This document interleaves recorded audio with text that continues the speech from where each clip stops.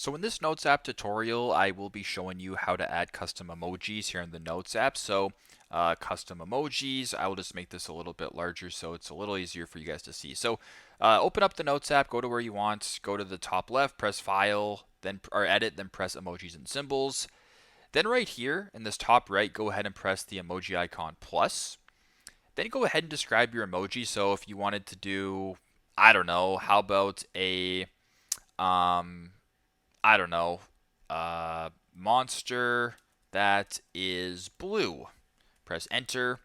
It's then going to go ahead and take a couple seconds to basically generate. And there you go. There's an example right here. You can kind of keep scrolling this way. So if any of these look good to you, you can go ahead and find one. So if you wanted to go ahead and add this monster right here, you can go ahead and add it. You can go ahead and add this guy in the top right by pressing on add.